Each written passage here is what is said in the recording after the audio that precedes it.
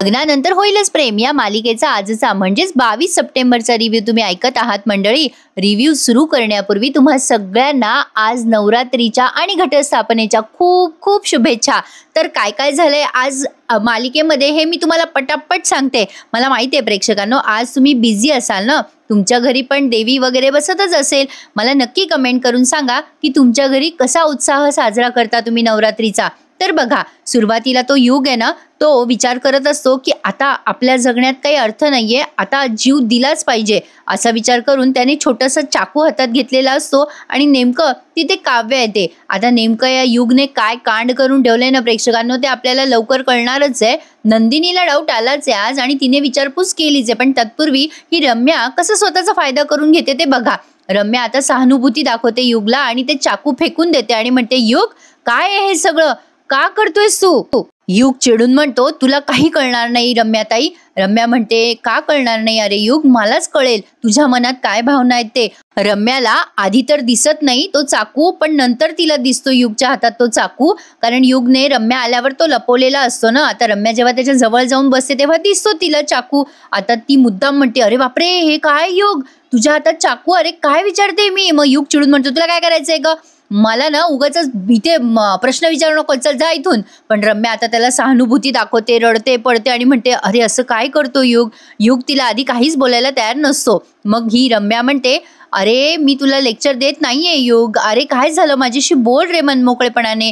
कसं असतं माहितीये का युग, वेळी बोललं ना तर त्याचा उपयोग होतो, नाही तर आपण बोलायला उशीर करतो आणि मग माणसं परिस्थिती आपल्या हातून निघून जातात रे. खूप नाटकं करत असते ही रम्या बरं का. आता ही मुद्दाम त्या युगला स्वतःचं उदाहरण देते आणि म्हणते जसा पार्थ माझ्या आयुष्यातून निघून गेला रे कायमचा. बोल मला युग काय झालं, मी तुझी मोठी बहीण आहे ना, सांग मला, अरे काय एवढं टेन्शन घेतलंयस. आता ऑलमोस्ट युग सांगणारच असतो बरं का रम्याला. ही सहानुभूती दाखवत रडते पडते आणि म्हणते युग काय झालं बेटा सांग ना. अरे तुझ्या रम्या त्याला नाही सांगणार का. मग युग पण रडून लगेच तिच्या गळ्यात पडतो, रडतो आणि मग रम्या विचार करते वा मासा गळ्याला लागलाय तर आता मला चांगली संधी मिळाली आहे या युगला माझ्या टीम मध्ये घेण्याची. आता युग रडतो रडतो तेवढ्यात नंदिनी तिथे येते आणि म्हणते युग काय रे काय झालं. रम्या आणि युग दोघे आता गडबडून जातात बरं का. आता नंदिनी बघते युग रडतोय, आता तो पटकन डोळे पुसतो, पण नंदिनी म्हणते काय रे युग रडत होतास का, काय झालं तुला. युग म्हणतो नाही ग वहिनी मी कुठे रडतोय. नंदिनी म्हणते खोटं बोलू नकोस, मी स्वतः बघितलंय तुला रडताना. एक रम्या तू इथे काय करतेस ग. आता लगेच रम्या म्हणते मी काय नाही ग नंदिनी, अगं युगच्या खोलीची साफसफाई करत होते. अगं काय झालं मी कामं करत होते ना एवढी, म्हणून युगला जरा वाईट वाटलं ग. त्याला वाटलं आपली बिचारी ताई खूप कामं करते म्हणून तो रडत होता ग मला बघून नंदिनी. रम्या म्हणते काय रे युग मी बरोबर बोलते ना. युग म्हणतो हो बरोबर बोलते रम्या ताई. युग लगेच रम्याच्या होला हो करत असतो. मग लगेच नंदिनी म्हणते खरंच हे कारण होतं युग की दुसरं काही कारण होतं. लगेच ही रम्या आगोपणा करत बोलते अगं दुसरं काय कारण असणार नंदिनी, बरोबर आहे ना, तुला आणि इतर लोकांना घरातल्या आमच्याबद्दल काही वाटत नाही ग, पण युगला वाटू शकतं ना आमच्याबद्दल. काय आहे ना नंदिनी तू आत्ता आली आहेस ग या घरात, पण लहानपणापासून आम्ही सोबत वाढलोय, आमच्या चांगल्या आठवणी वाईट आठवणी आहेत ग या घरामध्ये, आम्ही एकमेकांशी सहानुभूतीने वागूच शकतो. मग आता लगेच ही नंदिनी चिडते आणि सॉलिड उत्तर देत म्हणते हो ग, पण काय ना रम्या तुझ्याबद्दल दया यावी, तुझ्याबद्दल वाईट वाटावं असं काही केलंयस का तू रम्या, का वसू आत्याने काही केलंय. नाही नात्याच्या भल्या गप्पा मारू लागलीस तू रम्या, पण याच नात्यासाठी आणि याच नात्याच्या विरोधात जाऊन तू नको नको त्या गोष्टी केल्यास रम्या, विसरलीस का. आणि काय रे युग तू पण इतक्यात विसरलास, जीवासोबत पार्थसोबत रम्यासोबत माझ्यासोबत या वसू आत्याने काय काय केलंय, कसं काय विसरलास रे तू युग. तुला काय पुन्हा पुन्हा आठवण करून द्यायची आहे का या सगळ्यांची. तसा तू लहान आहेस म्हणा, चांगलं वाईट ओळखण्यात चुकू शकतोस, पण मी या दोघींनाही पुरतं ओळखून आहे. त्यामुळे रम्या चल निघेतून, आणि युग या दोघींपासनं जमेल तेवढं लांब राहायचं. काही झालं तरी चल तू चल बरं आता माझ्यासोबत, मी तुला घेऊन जाते. असं म्हणून आता युगला घेऊन जाते नंदिनी तिथून आणि रम्याचा प्लॅन फिसकटतो. आता ही नंदिनी घेऊन जाते युगला, तेव्हा ही रम्या विचार करते चांगली संधी आली होती, पण ही नंदिनी कशाला मध्ये मध्ये टपकली, या नंदिनीला तर मी, असं म्हणून आता तो हातातला चाकू तिच्या लक्षात येतो युगंधरने घेतलेला. रम्या आता विचार करते अरे बापरे या युगने हातात चाकू बिकू घेतला होता, म्हणजे हा त्याचं आयुष्य संपत होता की काय, काहीतरी मोठं लफडं दिसतंय.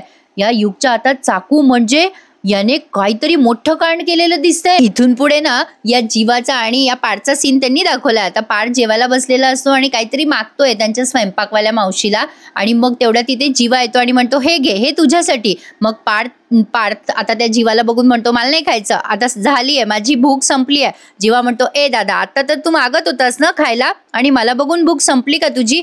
ए असं काय करतोस यार बडे भैया, खा ना रे. मग पार्थ म्हणतो कशी झाली रे तुझी मित्रासोबतची ट्रेकिंग? जीवा म्हणतो अरे यार मी गेलोच नाही ट्रेकिंग बिकिंगला, काय आहे ना आता मी शिखरावर जायचं ठरवलंय. अरे दादा, अरे काय करतोस यार असं? तुला पण माहिती आहे आयुष्यात अशा काही सिच्युएशन येतात की आपल्याला काही करता येत नाही रे.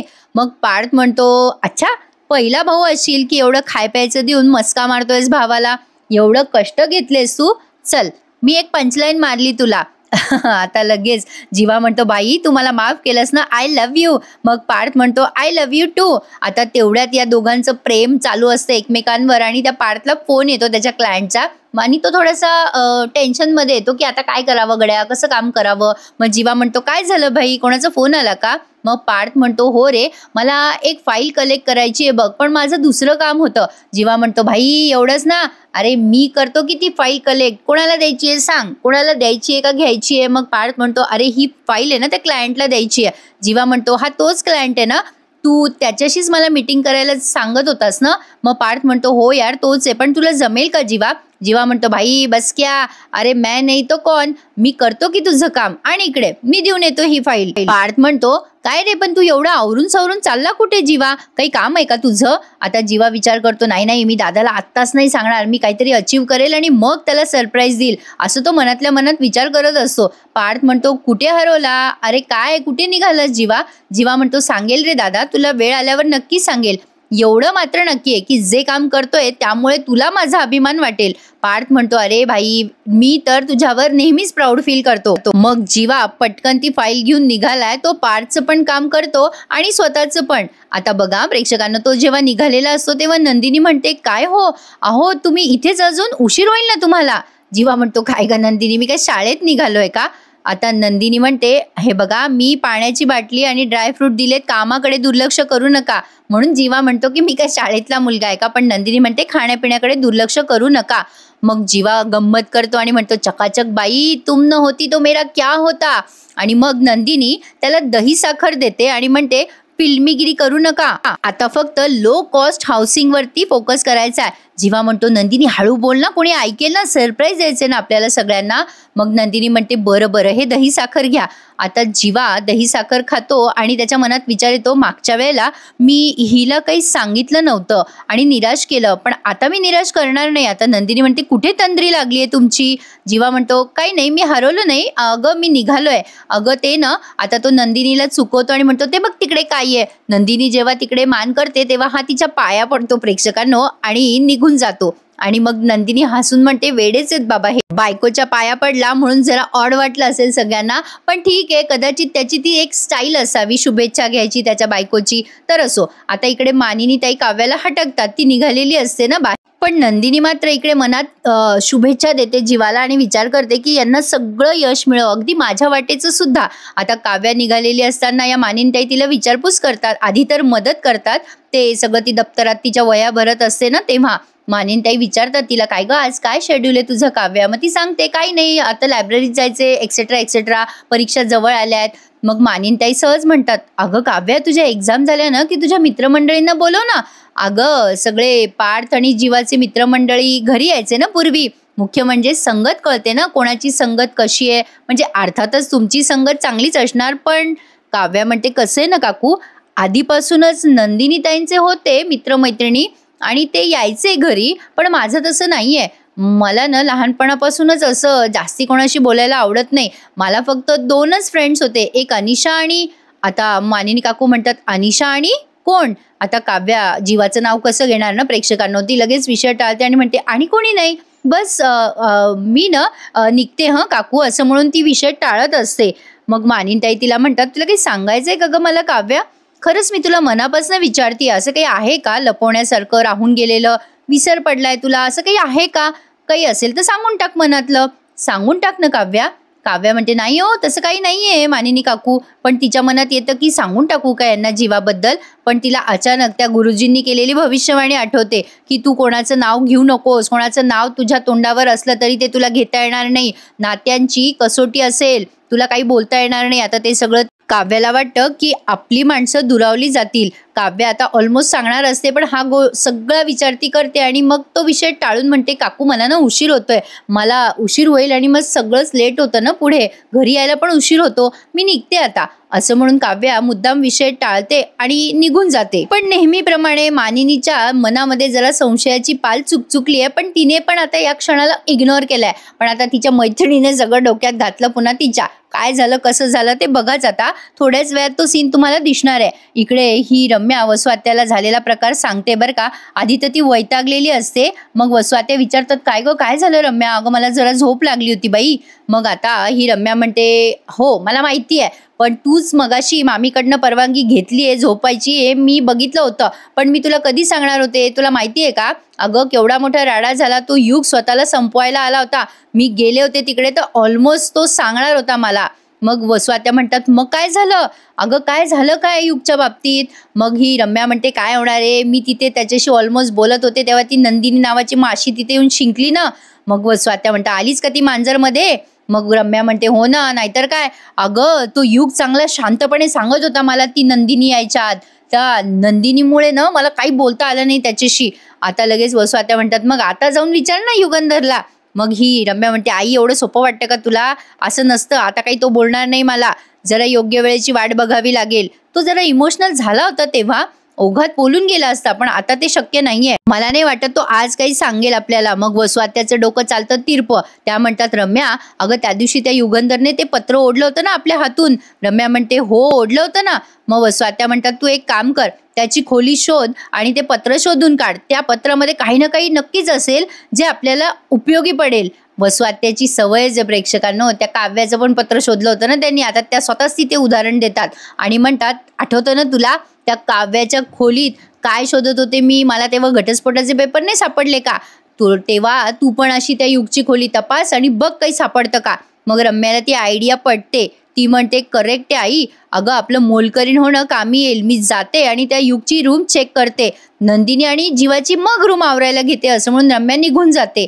आता वसुआत्या म्हणतात त्या नंदिनीची खोली कितीही आवरली ना तरी तिच्या आयुष्यात पसाराच पसारा असणार आहे, कारण ती नंदिनी आधी आहे माझ्या टार्गेटवर आणि मग ती काव्या, नाही उद्ध्वस्त केलं ना दोघींना तर नावाची वसू नये, असं त्या स्वतःशीच बडबड करून घेतात नेहमीप्रमाणे. इकडे काव्या त्या कॅफेमध्ये गेलेली असते आणि तिथे कॅफेमध्ये कॉफी मागवत असते आणि अचानक तिची नजर जे आणि के हे लिहिलेल्या त्या नावाकडे जाते, त्या इनिशियलकडे जाते आणि काव्याला आता जीवाच्या आठवणी येतात. म्हणजे तेव्हा जीवानेच या दोघांचं जेव्हा प्रेम प्रकरण होतं तेव्हा त्यानेच तिथे जे आणि के असं कोरून ठेवलेलं असतं, मेमोरेबल आठवणी राहाव्यात ना म्हणून. काव्या मात्र आता चिडते त्या आठवणी बघून आणि ते पुस्तक आपटते त्या इनिशियलवर. आता तेवढ्यात तिथे त्या पुस्तकातलं गुलाबाचं फूल खाली पडतं आणि जीवा तिथे पोहोचलेला असतो आणि नेमकं ते फूल जीवा कॅच करतो आणि काव्याच्या हातात द्यायला जातो, किंवा तुझं फूल पडलंय खाली. त्याने काही प्रेमाने वगैरे फूल दिलेलं नाहीये काव्याला. आणि नेमकं ती मानिनीची जी मैत्रीण आहे ना ती या दोघांना बघते, जीवाचं तोंड बाजूला आहे. आता काव्या रागाने बघत असते जीवाकडे. खरं तर यांचे एक्सप्रेशन्स बरंच काही सांगून गेलेत, तरी पण मानिनीच्या मैत्रिणीला वाटतंय हे दोघं अजूनही एकमेकांच्या प्रेम प्रकरणात आहे आणि ती बघते या दोघांना आणि विचार करते अरे मानिनीला हे सगळं सांगायला हवं.